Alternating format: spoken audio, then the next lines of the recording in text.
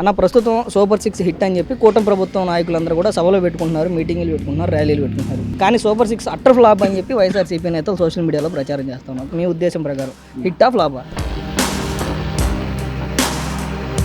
బాగా సక్సెస్ అయింది, మామూలుగా కాదు. ప్రేమాభిషేకం 360 రోజులు, కొన్ని సినిమాలు ఎట్టా సంవత్సరం పైన ఆడినాయో అదే విధంగా ఈ సూపర్ 6 అనేది చరిత్ర సృష్టించారు. చివరికి 5 సంవత్సరాల్లో పోయిన జగన్ ఒక పార మట్టేసి కానీ గుంటలు తీసి కానీ ఎరగడు. ఇవాళ వాళ్ళు చేసే పనులు పల్లెటూళ్ళలో పోయి చూడండి. ఇప్పుడు మీరు సైడ్లు మొత్తం తీసి కాంక్రీట్ పోసి వాళ్ళలో మురుగు లేకుండా బయటికి ఒక వాగులోకి పంపేటట్టుగా సైడ్లు వేసి కాంక్రీట్ పోసేసారు. అన్నా క్యాంటీన్లు ఓపెన్ చేశాడు, పెన్షన్లు పెంచాడు, ఫ్రీ బస్ ఇచ్చాడు. మరి ఇంకెక్కడ సూపర్ 6 సక్సెస్ కాదు? చేయటోడు ముందు శంఖ ముదినట్టుంది వైఎస్సీపీ వాళ్ళకి.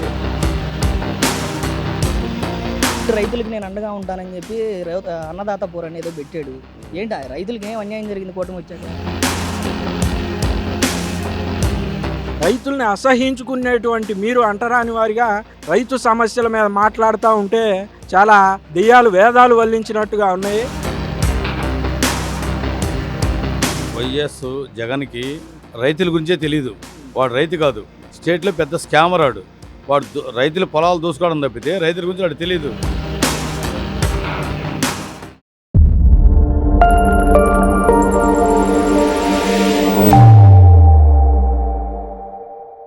బాబాయ్ గారు, ఇప్పుడు కూటమి ప్రభుత్వం సూపర్ 6 సూపర్ హిట్ అని చెప్పి ఒక వినూత్న ప్రోగ్రామ్కి ఏదైతే వాళ్ళు అమలు చేసినటువంటి పథకాలన్నీ హిట్ అయిపోయినాయి, అంతా బాగా చేసామని చెప్పి ఒక ప్రోగ్రామ్ పెడతా ఉన్నారు. ఏంటి నిజంగా సూపర్ 6 సక్సెస్ అయిందా? బాగా సక్సెస్ అయింది, మామూలుగా కాదు. ప్రేమాభిషేకం 360 రోజులు, కొన్ని సినిమాలు ఎట్టా సంవత్సరం పైన ఆడినాయో అదే విధంగా ఈ సూపర్ 6 అనేది చరిత్ర సృష్టించారు. చంద్రబాబు నాయుడు అనేవాడు కానీ, పవన్ కళ్యాణ్ కానీ, బీజేపీ కానీ అన్ని విధాలా కూడా వాళ్ళు సాకారం వీళ్ళ సాకారం ముగ్గురు ఒక ఘాటి మీద నడుస్తున్నారు. కాబట్టి సూపర్ 6 నెంబర్ 1 గానే నడుస్తుంది ఇప్పటికి. అయితే వాళ్ళు కోచేశాలు వేస్తానే ఉన్నారు. ఆ కోచేశాలు వీళ్ళు తిరగొడతంలో కూడా మామూలు దిమ్మ తిరిగిపోయేట్టు కొడుతున్నారు. దానికి అభ్యంతరం లేదు. ఈ చక్కగా ఇప్పుడు సంవత్సరంన్నర అయిపోయింది అనుకోండి, సంవత్సరంన్నర అయిపోయి కథ 3.5 సంవత్సరాలు కూడా అదే విధంగా సాగిద్దని జనంలో అభిప్రాయం ఉంది. జనం ప్రశాంతంగా నిద్రపోతున్నారు ఎక్కడ వాళ్ళు అక్కడ. ఇదివరకు ఏదన్నా ఇట్లాంటి వీడియోలో మాట్లాడినా వాడి చైన్ నెంబర్ తీసేయటము, వాడిని బెదిరియటము, అనేక రకాల చేయకూడని పనులు అన్నీ చేశారు. అది ఏంటంటే జనంలో మొత్తాన్ని కాముగా ఊరుకొని చేయాల్సిన రోజు 24 చేయాల్సిన పని చేసి వదిలిపెట్టారు. ఇవాళ వాళ్ళు ఏది చేసుకున్నా షర్మిలా గారి పార్టీగా ఆడగాని ఏడగాని కేసీఆర్ కానీ జగన్ గారిది కానీ భూస్థాపన అయిపోయే అవకాశాలు ఎక్కువగా కనపడుతున్నాయి జనంలో.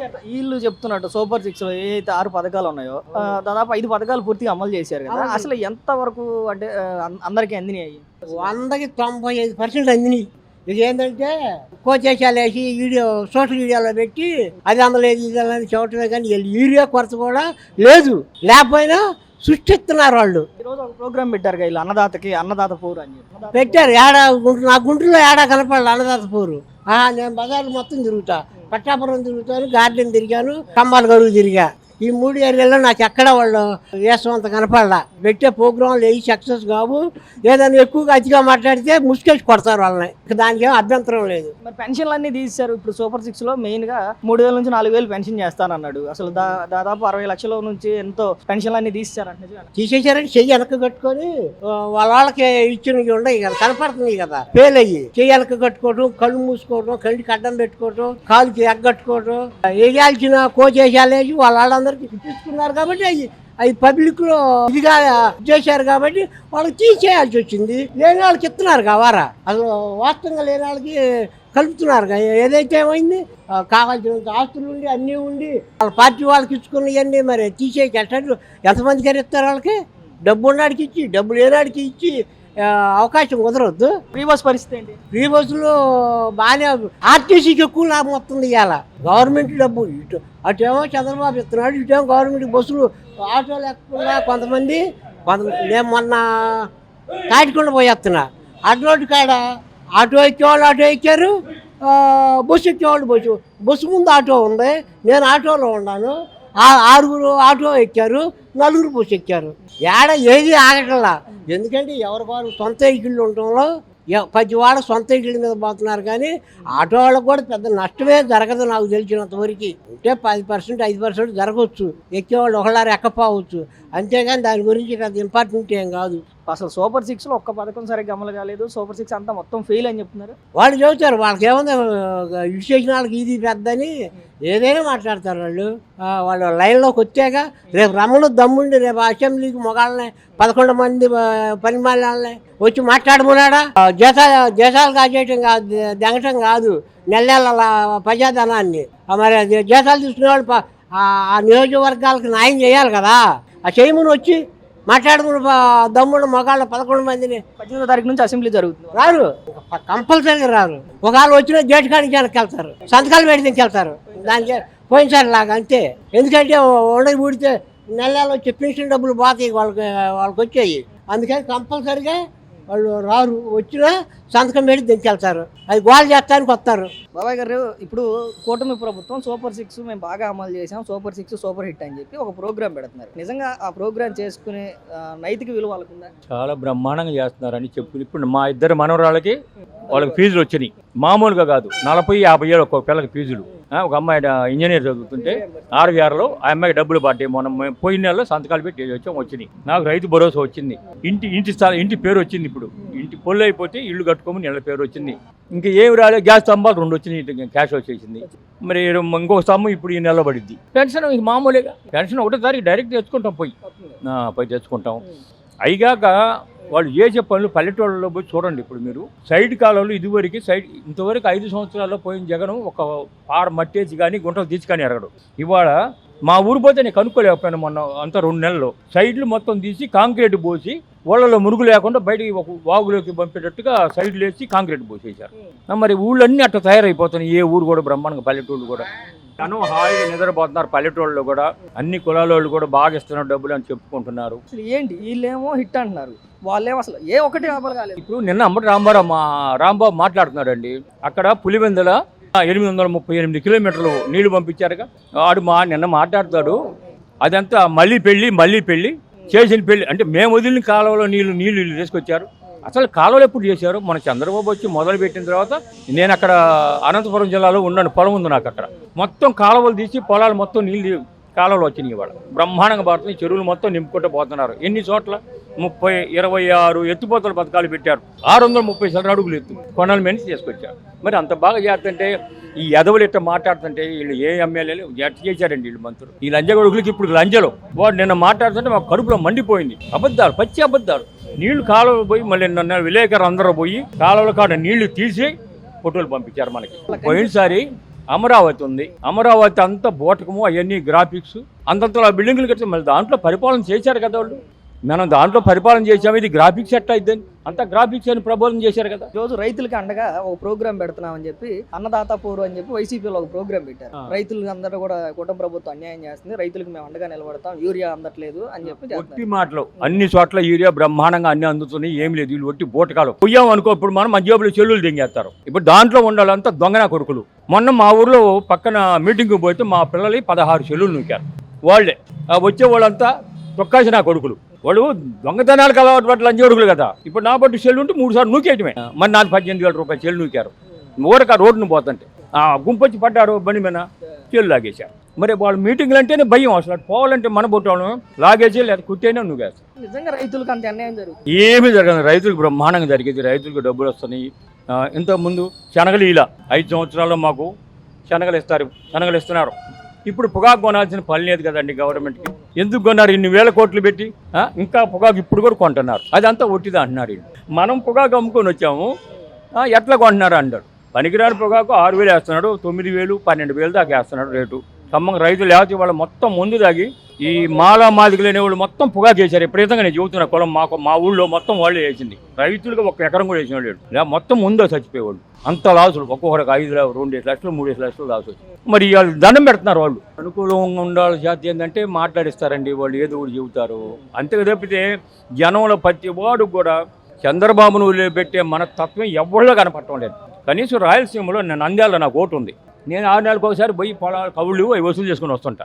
ఇప్పుడు అక్కడ మాట్లాడితే రెడ్డి గారే దాదాపు 25% మారిపోయారండి.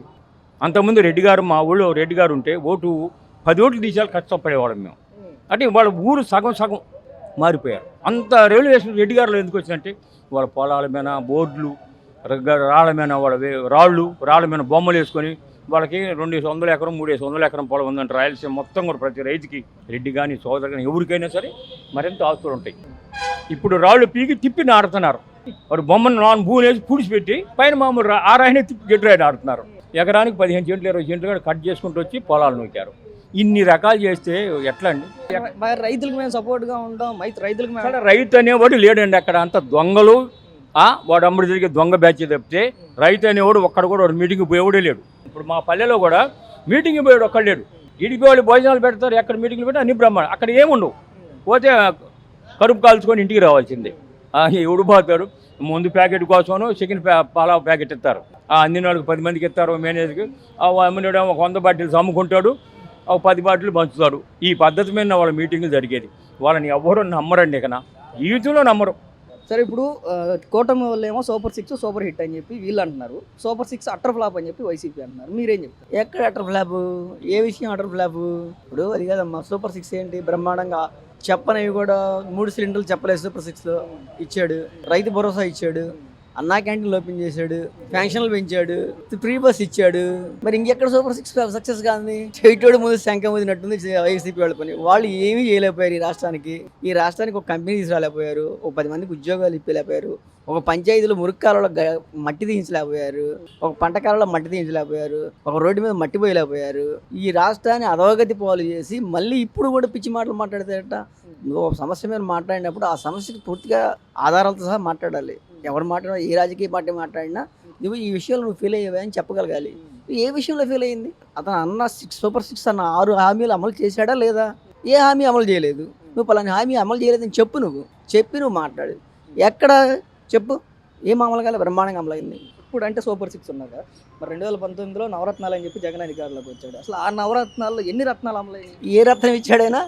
ఏ రత్నం ఇలా అధికారం వచ్చిన వారానికే సిపిఎస్లో వచ్చేస్తా అన్నాడు. చేశాడా? 3000 ఫ్యాక్షన్ ఇస్తా అన్నాడు. 3000 ఫ్యాక్షన్ ఇవ్వడానికి 5 సంవత్సరాలు పట్టింది. 250 పెంచుకుంటా. ఇంకేమి ఇచ్చాడు ఆయన? పలాంది ఇచ్చా అని చెప్పు నువ్వు. నేను నా హయాంలో నేను అన్నది చేసే అని చెప్పు నువ్వు ఏమీ చేయలేదు. ఈ రాష్ట్రానికి, ఈ రాష్ట్రంలో ఎట్ట దోచుకోవాలా ఎట్ట దాచుకోవాలనేదే నీకు తెలుసు. లెక్కర్లో ఎంత కుంభకోణం చేసావు, ఇసుకలో ఎంత కుంభకోణం చేసావు. నీ బ్రతుకంతా ఈ రాష్ట్రాన్ని లూటీ చేసి తాడేపల్లి కొంపలో దాచిపెట్టుకోవడానికి సరిపోయింది తప్పితే ఈ రాష్ట్రంలో ఒక్క పౌరుడికి ఉద్యోగం ఇచ్చావా? చంద్రబాబు నాయుడు వచ్చాడు, డిఎస్సీ వేసాడు, 19,000 మందికి ఉద్యోగాలు వచ్చినాయి. నువ్వేమిచ్చావు? ఈ రాష్ట్రంలో ఏంది ఇచ్చాడు? టీసీఎస్ తెచ్చాడు. వైజాగ్లో టీసీఎస్ పెద్ద బోర్డు కనపడుతుంది. నువ్వేం తెచ్చావు చెప్పు. భూములు, ఆ మెడలు ఈ మెడలు తాకి మందోళం కాదులే, అది మాకు అర్థమైతే. ఈ రాష్ట్రానికి పట్టిన పెద్ద శనినాయన నువ్వు. రైతులకు నేను అండగా ఉంటానని చెప్పి అన్నదాత పౌరు అని చెప్పి ఒక ప్రోగ్రామ్ పెట్టారు. రైతులకి ఇప్పుడు ఉన్నటువంటి కూటమి ప్రభుత్వం ఆ సబ్సిడీలు ఇవ్వట్లేదని, యూరియా అందుబాటులో లేదని, రైతులను పట్టించుకోవట్లేదని, వాళ్ళకి మేము అండగా ఉంటామని చెప్పి ఈరోజు రోడ్లు ఎక్కారు కొంతమంది వైసీపీ నాయకులు. ఏంటి నిజంగానే కూటమి ప్రభుత్వంలో రైతులకు అన్యాయం జరుగుతుంది? ఒక్క అన్యాయం కూడా జరగలేదమ్మా. రైతులకి ఇస్తానా అన్నదాత సుఖీభావ ఇచ్చాడు. యూరియా ప్రతి ఊరికి తీసుకెళ్లి 250 రూపాయలకు 270 రూపాయలకు అడిగినోడికి యూరియా ఇస్తున్నాడు. మీ గోల్ తప్పితే ఎక్కడ యూరియా డెస్ సీట్ లేదు. నీ హయాంలో ఒడ్లు కొంటే 3 నెలలకు డబ్బులు ఇలా నువ్వు. ఇవాళ బ్రహ్మాండంగా కొన్న వెంటనే డబ్బులు ఇస్తున్నారు. పొగాకు మద్దతు ధర కోసం బ్రహ్మాండంగా పొగాకు కొన్నారు, డబ్బులు వెంటనే ఇచ్చేశారు. రెండోది, నిన్న కర్నూలు ఉల్లి రైతులు, కొంతమంది ఉల్లి రైతులేమో చంద్రబాబు ఫోటోలకి పాలాభిషేకాలు చేస్తుంటే మంచి ధర వచ్చిందని చెప్పి, ఉల్లి రైతులకి అన్యాయం జరిగింది, గిట్టుబాటు ధర లేదని చెప్పి వీళ్ళు మాట్లాడుతున్నారు. ఏది నిజం? ఒక్క రైతుతో అనిపించమను. మీ ఒక్క రైతుతోటి మా ఉల్లిగడ్డలు కొనలేదు అని చెప్పి అనిపించమను. ప్రతి రైతు బ్రహ్మాండంగా పండగ చేసుకుంటున్నారు. 1200లకు కొన్నాడు చంద్రబాబు నాయుడు, 300 ఉల్లిపాయలు కూడా మాకే ఇబ్బంది లేకుండా చేస్తాం. మామిడి రైతులను అంతే బ్రహ్మాండంగా చిత్తూరులో మామిడి రైతులకి 12 రూపాయలు సబ్సిడీ ఇచ్చాడు. కిలో 12 రూపాయలు పెట్టుకున్నాడు. నువ్వేం చేసావు? రైతులు మీరు మామిడికాయలు తీసుకెళ్ళి రోడ్ల మీద పోసి తొక్కిచ్చావు. నీదంతా అరాచక మనస్తత్వం, అరాచక వ్యవహారం తప్పితే నీదేమైనా ఈ రాష్ట్రాన్ని బాగు చేసి పోయాలనే ఆలోచన నీకేమైనా ఉందా? ఉంటే ప్రధాన ప్రతిపక్షంగా అసెంబ్లీకి వెళ్ళు, బ్రహ్మాండంగా మాట్లాడు, సమస్యల మీద నిలదయ్యి. ఒకప్పుడు చంద్రబాబు నాయుడు గారు ఉమ్మడి రాష్ట్రంలో గవర్నమెంట్లో ఉన్నప్పుడు ఇద్దరే ఉండేవాడు సిపిఎంకి ఎమ్మెల్యేలు. భారత కమ్యూనిస్ట్ పార్టీకి ఇద్దరే ఎమ్మెల్యే ఉండేవాడు, రోముల నరసింహయ్యను, సున్నమరాజు అని ఇద్దరు. బ్రహ్మాండంగా అసెంబ్లీలో మాట్లాడేవాడు సమస్యల మీద. అసలు నువ్వు ఏ సమస్య తెలిస్తేనే నువ్వు మాట్లాడటానికి. నీకు ఒక సమస్య మీద అవగాహన, రైతుల మీద అవగాహన, ఈ కంపెనీల మీద అవగాహన, వాటి మీద అవగాహన ఉంటే నువ్వు మాట్లాడతావు. నీ అవగాహన అంతా వ్యాపారం, డబ్బులు ఎట్లా వస్తాయా, ఎట్లా చేసుకుందాం, ఈ రాష్ట్రాన్ని ఎట్లా లూటీ చేద్దామా, దాచిపెట్టుకుందాం అని అది తప్ప నీకు ఏమన్నా తెలుసా అసలు? ఈ రాష్ట్రాల్లో ఏ సమస్యలు ఉంది నీకేమన్నా తెలుసా? అదేమంటే ఆ పనికి మాలిన అంబటి రాంబాబు పంపిస్తాడు, లేకపోతే ఆ పనికి మాలిన రోజాన దాన్ని పంపిస్తాడు. వాళ్ళకి అసలు సమస్యలే తెలియవు. ఆ రాంబాబుకి వాడి వయసు 70 సంవత్సరాలు, వాడు చేసే పనులు సంజన సుకన్య ఇప్పటికీ వాడు మారలా. ఇప్పటికి ఒక కౌబాయ్ లాగా టోపీ పెట్టి కర్ర పట్టి తిరుగుతున్నాడు ఈ మధ్య. వాడు వేసేయాలి అట్ట ఉన్నాయి, ఇంకా దాని వేసేయాలి చూస్తే చెప్పేది లేదు. అన్న ప్రస్తుతం సూపర్ 6 హిట్ అని చెప్పి కూటమి ప్రభుత్వం నాయకులందరూ కూడా సభలో పెట్టుకుంటున్నారు, మీటింగులు పెట్టుకుంటున్నారు, ర్యాలీలు పెట్టుకుంటున్నారు. కానీ సూపర్ 6 అట్టర్ ఫ్లాప్ అని చెప్పి వైఎస్ఆర్సీపీ నేతలు సోషల్ మీడియాలో ప్రచారం చేస్తూ ఉన్నారు. మీ ఉద్దేశం ప్రకారం హిట్టా ఫ్లాపా? ఎలక్షన్కి ముందు ఏదైతే కూటమి ప్రభుత్వం మేనిఫెస్టోలో పెట్టిందో, ప్రజలకి సూపర్ 6 అనేది వాగ్దానం చేసిందో అది ఇంప్లిమెంట్ చేయటం చాలా గర్వకారణం. అది ప్రభుత్వానికి ఇది ఖచ్చితంగా హిట్ అయినట్టే. వాళ్ళు చెప్పిన సూపర్ 6 పథకాలు ఏ పథకాలు అమలు అయినాయి అంటే ఒక్కొక్కటిగా మాట్లాడుకుంటే పెన్షన్ అమలు అవుతుందా? పెన్షన్లు అమలు అవుతుంది కదా, ఫ్రీ బస్ అమలు అవుతుందా? అమలు అవుతుంది కదా, గ్యాస్ సిలిండర్లు అందుతున్నాయా? అందుతుంది కదా, డిఎస్సి ఇచ్చారు, డిఎస్సి కూడా ఇచ్చారుగా. ఇప్పుడు డిఎస్సి ఇచ్చారు, డిఎస్సి విజయోత్సవ సభ కూడా త్వరలో జరగబోతుంది. క్యాండిడేట్లకి ఆ సభలోనే నియామక పత్రాలు ఇవ్వబోతున్నారు. మరి ఎందుకు వాళ్ళు అంటే ప్రతిపక్షం కాబట్టి ఏదో ఒకటి మాట్లాడాలి కాబట్టి, ప్రభుత్వాన్ని విమర్శల పాలు చేయాలి కాబట్టి చేయటం తప్పితే అంతకుమించి చేయడం లేదు. ఇప్పుడు సూపర్ 6 ఫెయిల్ అని వీళ్ళు చెప్తా ఉన్నారు కదా, మరి జగన్మోహన్ రెడ్డి అధికారంలో రావడానికి నవరత్నాలు అని చెప్పి ప్రకటించాడు కదా, ఎన్ని రత్నాలు అమలు చేశాడు ఆయన? నవరత్నాలు అమలు చేయకపోవడం అట్లా ఉంచి, ముఖ్యంగా మా జాతి దళిత జాతికి ఉన్నటువంటి 28 పథకాలను ఆయన రద్దు చేశాడు. విద్యా వ్యవస్థలో పీజీ విద్యార్థులకు ఉన్నటువంటి స్కాలర్షిప్ని ఈ దేశంలో ఎక్కడా లేదు, కానీ ఈ ఆంధ్ర రాష్ట్రంలో ఆయన రద్దు చేయడం జరిగింది. అండ్ మీరు దళిత సామాజిక వర్గం గురించి మాట్లాడుతున్నారు కాబట్టి, దళితులందరూ కూడా ఆరాధ్య దైవంగా చూసేటువంటి అంబేద్కర్ విదేశీ విద్యా పథకం ఏదైతే ఉందో దాన్ని పేరు మార్చేసి జగనన్న విదేశీ విద్య అని చెప్పి పెట్టుకున్నాడు కదా, అప్పుడు ఏమనిపించింది? మా మనసులు చాలా గాయపడ్డాయి. బాబాసాహెబ్ అంబేద్కర్ తోటి దెర్ ఇస్ నో ఆల్టర్నేటివ్. ఆయనతో పోల్చుకునే నాయకుడు ఇంత ముందు లేడు, ఈ దేశంలో ఇంక ముందు కూడా ఉండబోడు.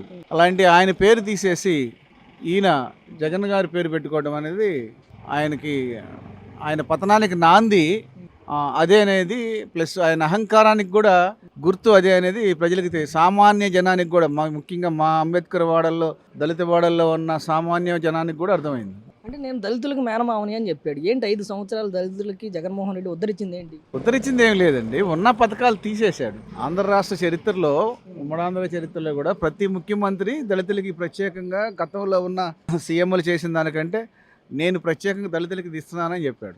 ఇతను ఇవ్వకపోగా ఉన్న వాటిని రద్దు చేయడం జరిగింది. అట్లా రద్దు చేసినట్లే 28 పథకాలు ఉన్నాయి ఆయన రద్దు చేసినవి. ముఖ్యంగా మేనిఫెస్టోలో కూడా ఆయన నాకు కులం లేదు, మతం లేదు, నాకు అందరూ సమానమే అన్నాడు తప్పితే దళితులకు ప్రత్యేక రాయితీలు అనే మాట లేదు.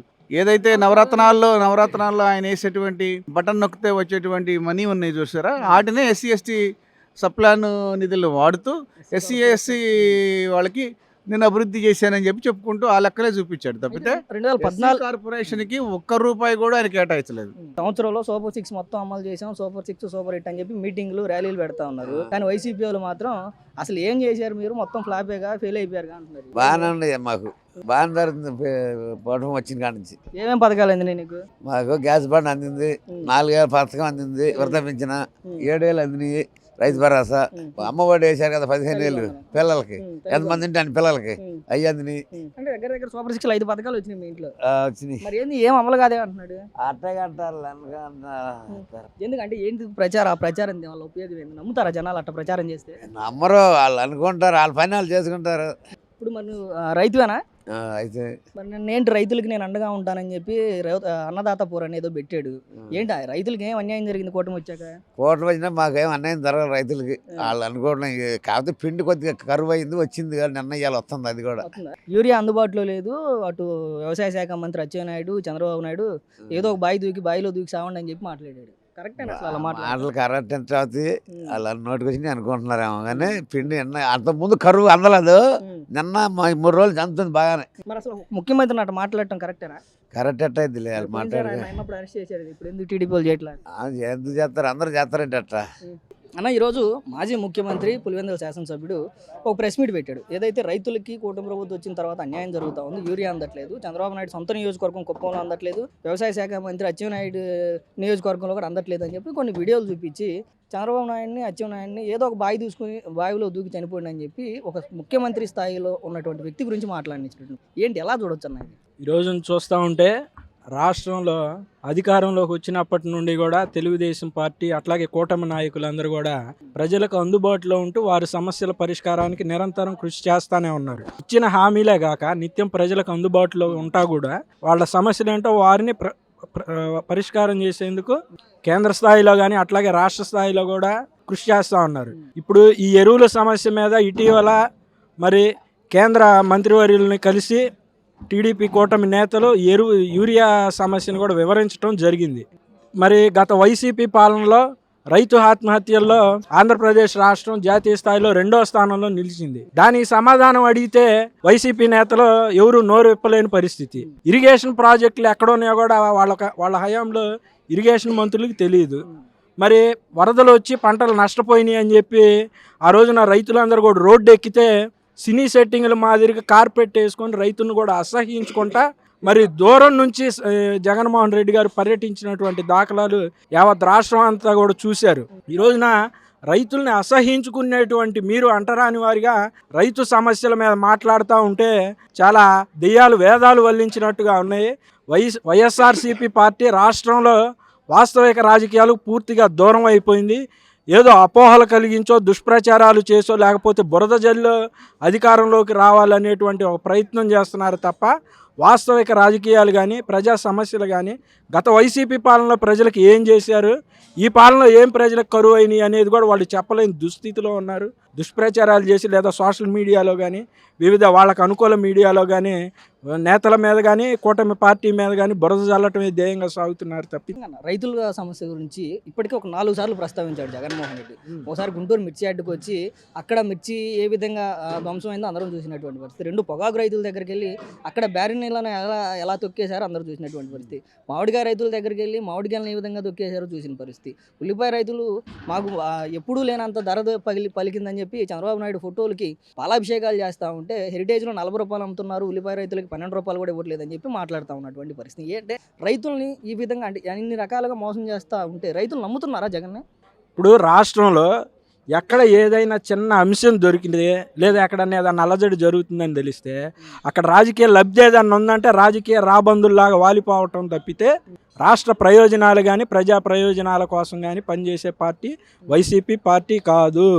కేవలం వైసీపీ పార్టీ ఉనికిని కాపాడుకోవటానికి జగన్మోహన్ రెడ్డి రాజకీయ భవిష్యత్తు కాపాడుకోవటానికి చేస్తున్నటువంటి దుష్ప్రచారాలు తప్పితే రాష్ట్రంలో వైఎస్ఆర్సీపీ అనేది ప్రజాస్వామ్యానికి వ్యతిరేకమైనటువంటి పార్టీ.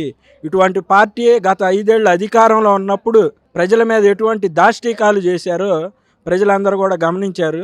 అసలు ఇటువంటి పార్టీని రాష్ట్రంలో బహిష్కరించాలి. ప్రజాస్వామ్యంలో జగన్మోహన్ రెడ్డి రాష్ట్రంలో ఏ పక్షపాతి పార్టీ కూడా కాదు. ఈ రోజున రైతులు అంటున్నారు, రేపు ఎక్కడన్నా ఎవరన్నా గంజాయి పట్టుకున్న వాళ్ళని ఎక్కడన్నా పోలీసులు అరెస్ట్ చేస్తేనో అవినీతి అక్రమాలను అరెస్ట్ చేస్తేనో వాళ్ళ వెనక ఏదన్నా కులం ఉంటే ఆ కులాలను విద్వేషాలు రెచ్చగొట్టి ఏదన్నా రాజకీయ లబ్ధి దొరికిద్దే ఉన్నటువంటి ఒక దురాశ.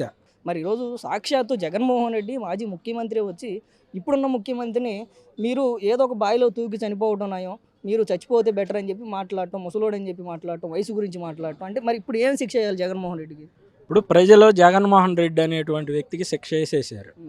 వైనాట్ 175 అని తిరుగుతూ ఉంటే వైనాట్ 175 నీకు కాదు నారా చంద్రబాబు నాయుడు గారి కూటమికి అనే విధంగా రాష్ట్ర ప్రజలందరూ కూడా తీర్పునిచ్చారు. వాళ్ళు ఏదో మాట్లాడుతున్నారు, వాళ్ళు ఏదో వాగుతున్నారు, ఏదో 4 ప్రజల్ని మ్యానిపులేషన్ చేసే విధంగా ఏదో 4 సాకులు చెప్పారు అనేటువంటి పెద్దగా ప్రజలు ఎవరు కూడా పట్టించుకోరు. రాష్ట్ర ప్రజలందరూ కూడా మేధావులు, విద్యావంతులు, చదువుకున్న వాళ్ళందరూ కూడా నారా చంద్రబాబు నాయుడు గారి నాయకత్వం మీద ఏదైతే నమ్మకాన్ని నిలబెట్టుకున్నారో ఆ నమ్మకానికి అనుకూలంగా పరిపాలన సాగుతూ ఉంది. ఈరోజు ఏ ముసలోడైతే చంద్రబాబు నాయుడు ముసలోడు అన్నాడో ఆయన కుర్రోడ్లాగా మరి ముఖ్యమంత్రి పదవిని చేపట్టి కుర్రోడ్లాగా జగన్మోహన్ రెడ్డి 5 ఏళ్ల పాలనలో ఏ రోజు ప్యాలెస్ దాటి బయటకు వచ్చిన దాఖలాలు లేవు. మరి నారా చంద్రబాబు నాయుడు గారు ముఖ్యమంత్రి అయిన తర్వాత బుడమేరు వరదల్లో కానీ నేరుగా బోట్ వేసుకొని 70 ఏళ్ల వయసులో ధైర్యంగా మరి ప్రజల్లోకి వెళ్ళి ఆ సమస్యను పరిష్కారం చేసి రాష్ట్రంలో ఏ సమస్య వచ్చినా కూడా యువకులకి ఏమాత్రం తీసిపోకుండా ముఖ్యమంత్రి నారా చంద్రబాబు నాయుడు పనిచేస్తా ఉన్నాడు. ఇటీవల జగన్మోహన్ రెడ్డి గారిని చూస్తే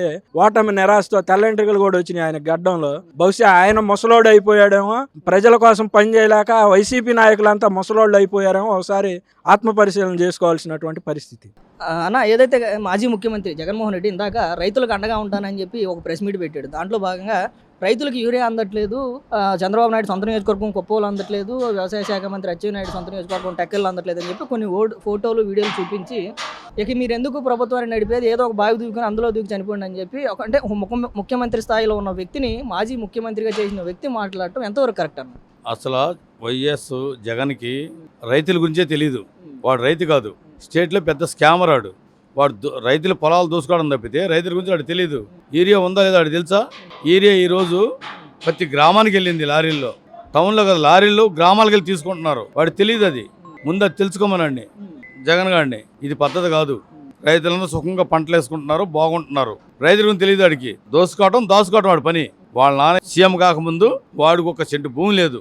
వాళ్ళ నాన్న సీఎం అయినా దోసుకుని ఈరోజు మాట్లాడుతున్నాడు. అది పద్ధతి కాదు. అసలు రాజకీయంలో వ్యక్తిగత గొడవలు తెచ్చిందే జగనం. అంతకుముందు వ్యక్తిగత గొడవలు ఎక్కడా లేవు రాజకీయంలో. ఏ గవర్నమెంట్ ఆ గవర్నమెంట్ పని చేసుకునేది, వెళ్ళిపోయేవాళ్ళు. వ్యక్తిగత విషయాల్లోకి వ్యక్తిగత గొడవలు చేసింది వాడు జగన్కుండా. అది నైజాం. ఎందుకంటే అతనికి రాజకీయం తెలియదు. దోసుకుని వచ్చాడు, దాచుకుంటున్నాడు. 150 11 చేశారంటే దాన్ని సిగ్గుపడి అతను బాయిలో కాదు బండి కింద పడి చచ్చిపోవాలి. అతను ట్రైన్ వెళ్తే దాని కింద పడి చచ్చిపోవాలి జగన్. అంటే జగన్ చేసే విమర్శలే నిజం అనుకుంటే కాసేపు ఏంటి అంటే ఇప్పుడు సంవత్సరన్నర కాలం అవుతా ఉంది. మరి సాధారణంగా రైతులకి ఏదైనా సమస్య వస్తే ఖచ్చితంగా రోడ్లు ఎక్కే పరిస్థితులు మనం గతం నుంచే చూస్తాను. జగన్మోహన్ రెడ్డి తీసుకున్న 3 రాజధానుల అంశం అప్పుడు ఎంతమంది రైతులు రోడ్లు ఎక్కారో చూసాం. సెంట్రల్ గవర్నమెంట్ తీసుకున్న 3 బిల్లులు అప్పుడు కూడా అన్ని రాష్ట్రాల్లో ఉన్నటువంటి రైతులు రోడ్లు ఎక్కినటువంటి పరిస్థితి. రైతులు ఏ రోజు ప్రభుత్వానికి భయపడినటువంటి పరిస్థితులు లేవు. మరి ఎందుకు సంవత్సర కాలంగా ఏ రైతు రోడ్డు ఎక్కలేదు? వాళ్ళ నాన్నగారు వైఎస్ రాజశేఖర రెడ్డి గారు రైతులను బెదిరించాడు. వీళ్ళు రైతుల భూములు లాక్కున్నాడు. రైతుల భూముల మీద ఇతను పట్టా అయింది, ఇతను ఫోటో అయింది. రైతుల స్థలాల మీద కూడా ఇతను రాయి మీద కూడా ఫోటో వేసుకున్నాడు. ఇతను ఐకార్డు లాక్కోవడానికి ప్రజలు మేలుకొని అతను 11 సీట్లు ఇచ్చి తొక్కేశారు. 151 11 చేశారు అతను చేసిన అవమానాలకి. జగన్మోహన్ రెడ్డి అధికారులు ఉన్నప్పుడు రైతుల పరిస్థితి ఏంటి? చంద్రబాబు నాయుడు వచ్చిన తర్వాత రైతుల పరిస్థితి? చంద్రబాబు రైతు కుమారుడు కాబట్టి చంద్రబాబు నాయుడు రైతులు బాగుండారు. అతను రైతు బిడ్డ చంద్రబాబు నాయుడు గారు. అందుకని రైతులందరూ చంద్రబాబు నాయుడు పరిపాలన బాగుండారు. ఇతను దోపిడీ బిడ్డ వాళ్ళ తాతల కాడి నుంచి. వైఎస్ రాజశేఖర రెడ్డి గారు వాళ్ళ నాన్నగారు వీళ్ళందరూ దోసుకోవటమే. అంతకుముందు వైఎస్ రాజశేఖర రెడ్డి గారు తండ్రి గారు ఉన్నారు కదా, అతను కూడా రాజారెడ్డి గారు కూడా దోసుకున్నాడు. పందిరి కోత అది కోత ఇది కోత దోసుకున్నారు. అసలు వైఎస్ఆర్ రెడ్డి రెడ్డే కాదు, ఎరుకుల వాళ్ళ కులం చెబుతున్నారు కదా. జేసీ దివాకర్ రెడ్డి చెబుతున్నాడు ఎరుకులని. ఆ పందులు కోసి అవి కోసి వాళ్ళు జనాలను దోసుకున్నాడు. ఈరోజు అంత ఎదిగాడంటే కారణం ఏంటి? ఎక్కడి నుంచి అతను భూమి ఎంత, అతను ఇదేంటి ఈరోజు అంత ఎదిగాడంటే?